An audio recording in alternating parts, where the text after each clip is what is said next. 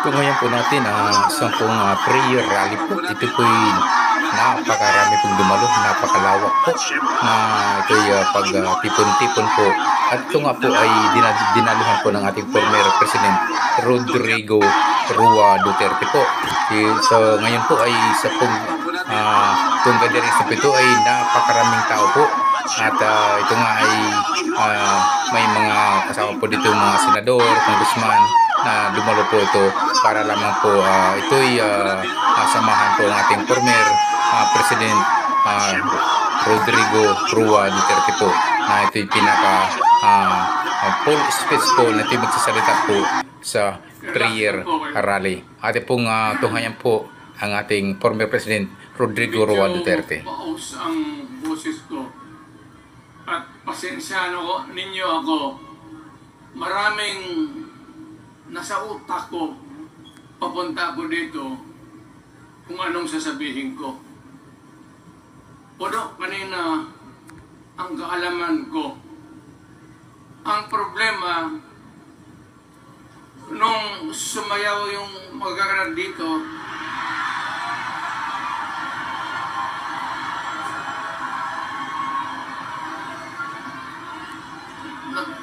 nakalimutan ko.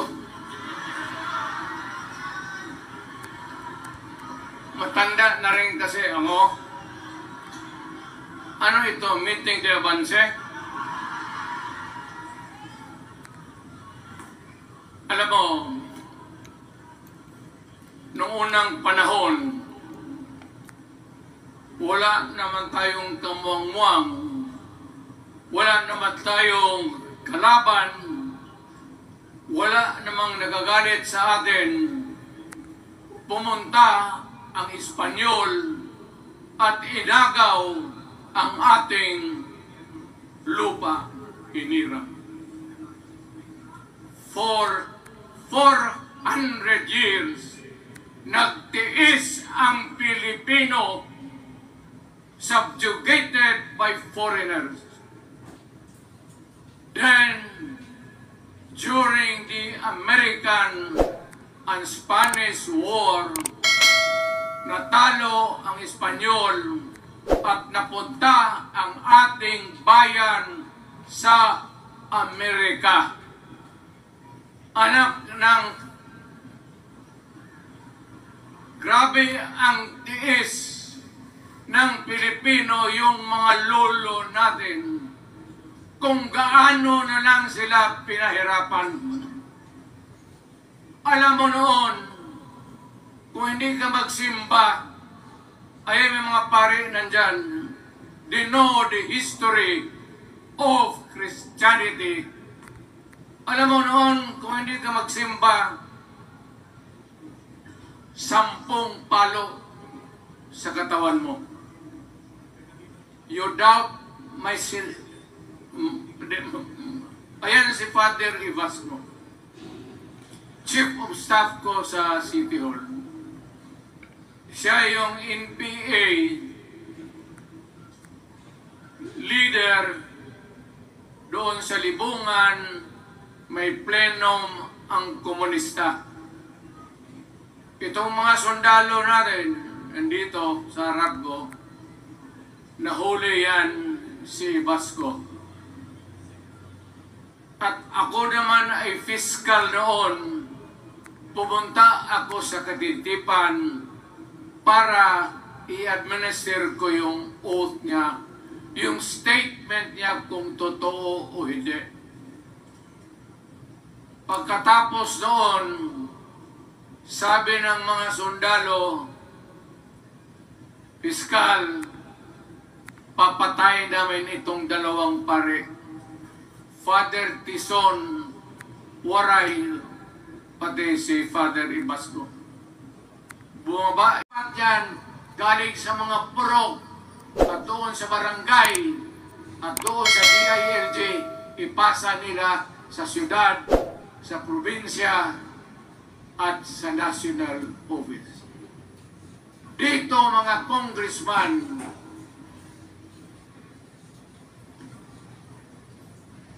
alam ninyo, kung kung magkaletse-letse yung buhay na ito. Sabihin ko sa military, sirahan ninyo yung Congress. Sirahan ninyo yung Congress. Ilagay ninyo sa utak ninyo yan. Bahala kayo. Walang araw, magsisihan.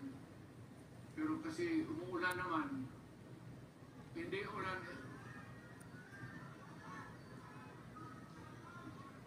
Red, shower lang yan kung sa Malacanang ginagawa niya. Masirit doon.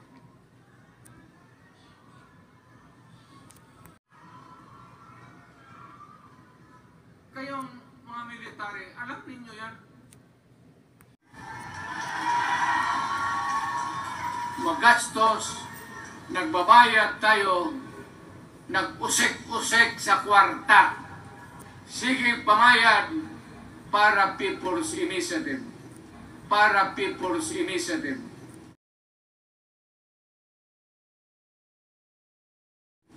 So, what is the motivation?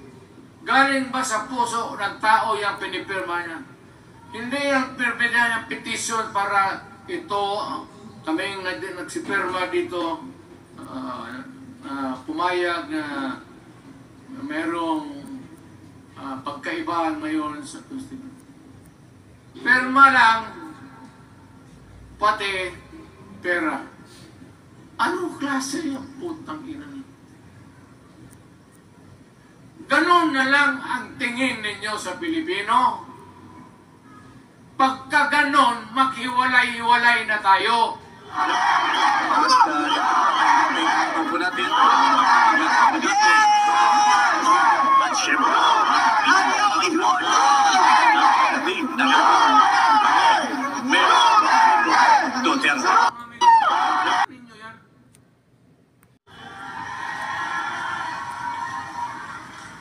Kayong taga Luzon, pumunta na yan sa Mindanao, mag-declare na lang tayo ng independence separate. Bakit binababoy ninyo ang bayan natin? Ako naging presidente, ako naging mayor, ako naging congressman. Ang sinasabi ko sa inyo, putang ina. Ako natin.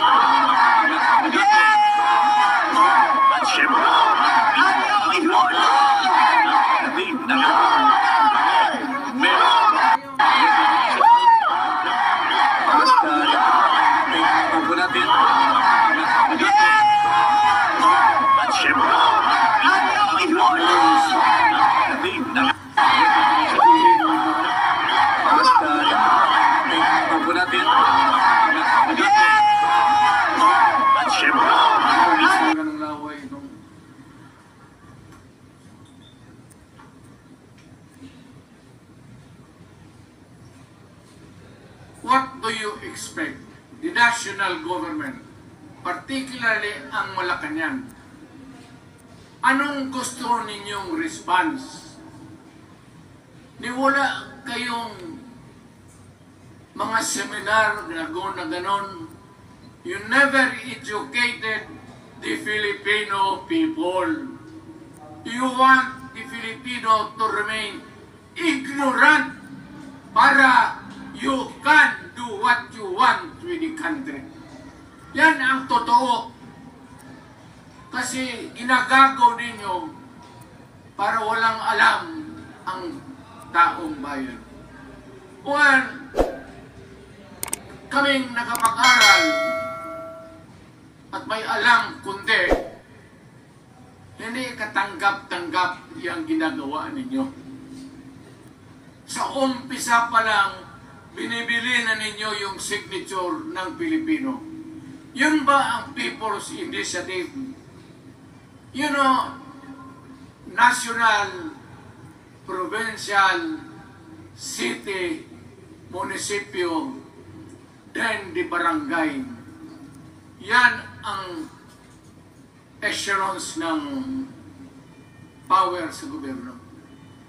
Hindi naman ninyo gigamit ang barangay at binigyan mo ng 20 milyones isa't isa sa kanilang mga congressman at binibili ang Pilipino. Alam ninyo kung ano yan? Kaluluwa ang ninyo ang binibili ng taong bayan. Hindi ako mapayag ng ganon. Nakapag-aral ako, hindi naman ako ignorante. Bakit ka mag-people's change? Ang problema ninyo ganito.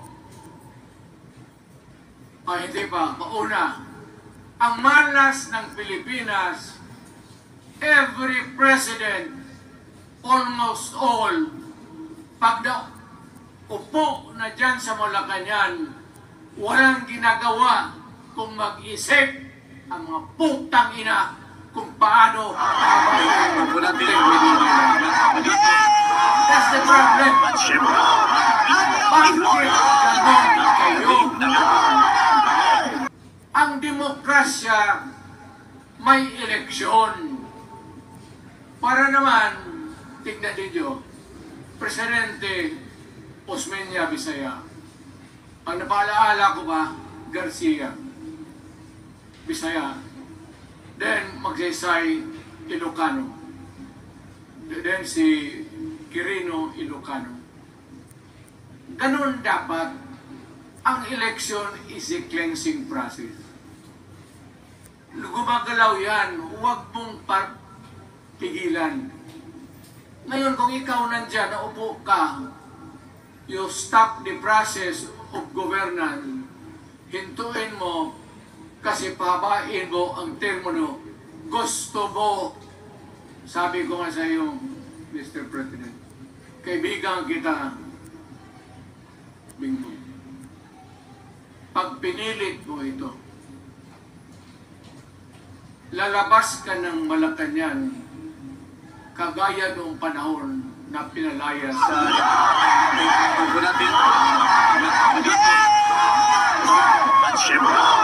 alam ninyo, kung hindi na talaga ito napigilan, nandyan ang military pati polis, makinig kayo. Pag-aralan ninyo kung ano yung pinapakain nila sa taong bayan. At pagka nakita ninyo kung ano ang mali, you correct it. Nasa inyong kamay na yan. Ganito yung plano. Presidential, tapos parliament. Ang presidential, lahat kayo, ako, ikaw, lahat, ang doon, nagboboto, direct vote to elect a president. Itong parliament, prime minister lang ang magboto, yung mga assembly who are the congressmen now. Putang ina ninyo, wala akong tiwala sa inyo. Wala kayong prinsipyo, bukang pera kayo lahat. Yan ang totoo. Kaya gusto ko, pag nagka-letse-letse na pumasok ng military, palitan ninyo lahat. Arestuhin ninyo kasi nagsasayang ng pera at yung ginagastos nila is a fraud, swindling ang ginawa nila. You must account for the wasted money, for the money that you bought the signature of a Filipino. Bribery.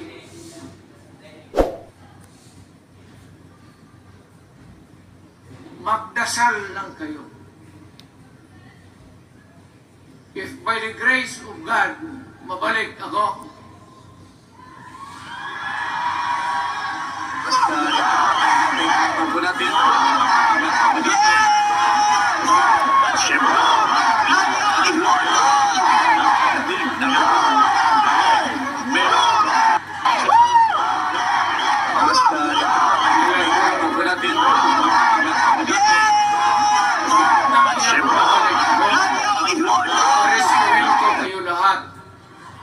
for the swindling of the Filipino people, you committed fraud. Pinagsayangan ninyo ang pera namin. People's Initiative does not involve buying the vote or the signature of the Filipino. Mga wala kayong prinsipyo, mga putang ina ninyo. Kasi hindi man ito eleksyon. Nakafocus lang ako sa kayong mga military. Alam ninyo yan? Yan o, baski ano ka, diyan katagal ako. Yan o. Yung sa likod ko, umupo ako dyan. Vice Mayor ako. Diyan, Mayor ako, pinakamatagal. Naging congressman ako. Presidente. Kayo, nagpasok sa Congress, eleksyon, nanalo, Seiko. So parang ganito, yung mga, para sa mga dalaga, pati lalaki. Pasok niyan, Seiko. Paglabas niyan, pagkatapos, Rolex na. Pumunta ng Malacanang, nakatamaraw. Paglabas niyan, nagka-Mercedes-Benz. Busog kayo lahat. Tingnan ninyo yung mga bahay noon ng mga congressman at tingnan ninyo ngayon kung ano kayaman sila. Lalo na yung mga bahay nila sa Maynila.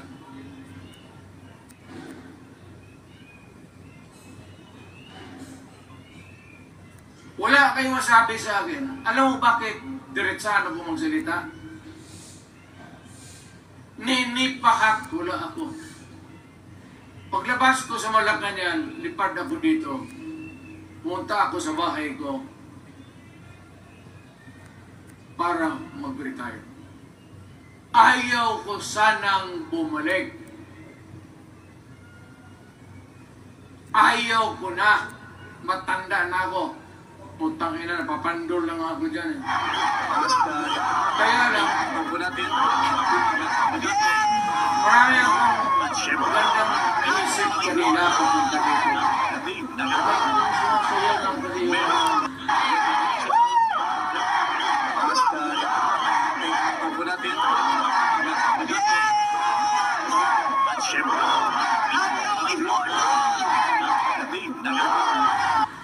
Bali. Napakante tuloy na balibalagan ko. Huwag kayo ang paluko.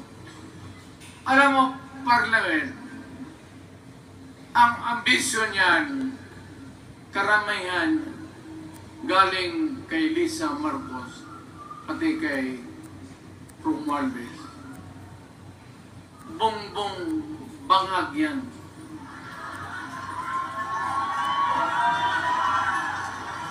That's why sinasabi ko na sa inyo ngayon, si Bongbong Marcos bangag noon, ngayong presidente na, bangag natin ang presidente. Ilagay ninyo sa utak ninyo yan. Bahala kayo. Walang araw, magsisihan. Pero kasi umuulan naman. Pagpo natin.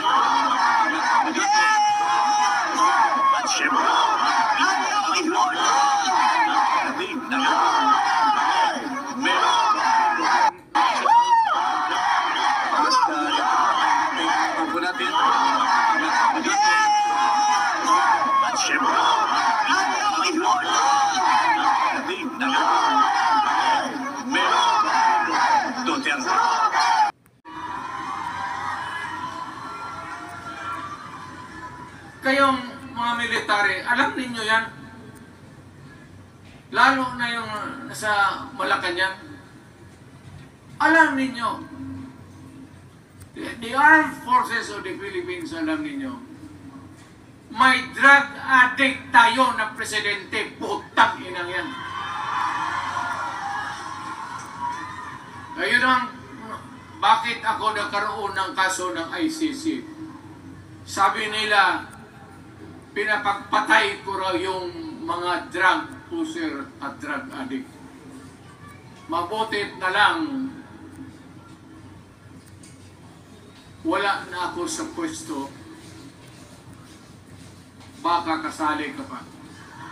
Ilagay ninyo sa utak ninyo yan. Bahala kayo. Walang araw, magsisihan. Pero kasi umuulan naman, Tubo natin. At syempre,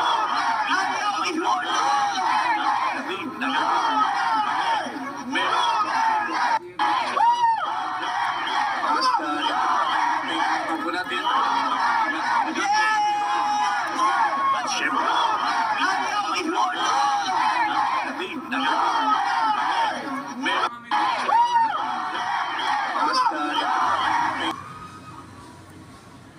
no, Mr. President, pinilit ninyo kami. Kayo yung nag-ano, kinikit sa Bisaya, kinikitoy mo yung Pilipino. You are testing the waters, not even. You are, pushing to the limits ang pasensya ng Pilipino. Huwag mong gawin yan. Huwag mong gawin yan, huwag mong ituluyan kay magkagulo. Pag hindi namin napilitan kayo sa mga rallies, sa aming mga boses, ang sentimento namin, ako'y sinasabi ko sa military, nag-hemorrhage ang bayan, gastos dito ng gastos doon. Tapos kung mag-speech, ang pinag-usapan ng putang inang pubring Pilipino. Gastos dito, gastos doon. Mga military, maawa kayo sa bayan. Pag hindi namin kaya, gawin na ninyo. Gawin ninyo, kawawa ang Pilipino. Alam mo, Presidente, tapos mag-parliament, tumatakbo ng assemblyman o congressman niya si Sandro, tapos ipasok nila sa assembly, gawain nilang prime minister. Yan nga ang sakit ng Pilipino. You want to perpetuate yourself in power at the expense ng buhay ng bayan. Mabuti sana kung bright kayo. Kung drug addict ka lang naman at may asawa kang hungry for power, tapos may isa itong taga Leyte, gusto siya mag-prime minister at gawin niya itong bongbong, diyan ka lang, ako ang bahala. Ceremonial president ka na lang. Ako na ang magpatakbo ng bayan sa parliament. Yan ang plano nila. Yan ang hindi talaga matanggap natin. Kalukuhan niyang putang ina. Huwag kayo, alam mo, bakit ako magkipag-away ng presidente? Marami siyang sundalo. Kaya natin, kayong pumalag, pero there is always a time for everything. May panahon na ikaw ay sikat. Sa ayaw mo at sa hindi, may panahon ka talagang papapa dyan sa Malacanang. Tubo natin. Gaano katagal naman ang power na gusto ka to decide for the nation. Kami, patayin ninyo, wala na akong silbi. Tapos na ako, naging presidente na ako, nakatikim na ako ng pag-upo ng silya dyan sa Malacanang. Ganoon na lang ang ang alaga ko sa bayan. Alam mo ba, tanungin mo yung lahat ng senador, magbisita sila, isang kanin, isang pork chop, o isda, sabaw. Noong panahon ko, sabi ko, yan lang ang mapakain ko sa inyo. walang steak kasi mahal yan. Hindi natin pera itong kinakain natin. Yan ang totoo. Magtanong kayo ng taga-Malacanang, no? Hindi ako nagpabibida. Sinabi ko lang, huwag ninyong kalimutan, Mr. President, ang delikadesa. Mahirap yan. Magkaroon tayo ng... Ngayon, mula naman, yun naman lang ang dapat lang pagkwentuhan natin. Huwag kayong pumayag yan. Pinapastos kayo. Ano bakit nadali tayo sa parliament? Anak ka na. So pag doon, kontrolado na nila, pati yung anak na assured na maging... Yan nga ang mahirap eh. Lahat na maging presidente, ang pamilya nila, walang inisip kung hindi paano titira dyan hanggang sa matapos ang panahon.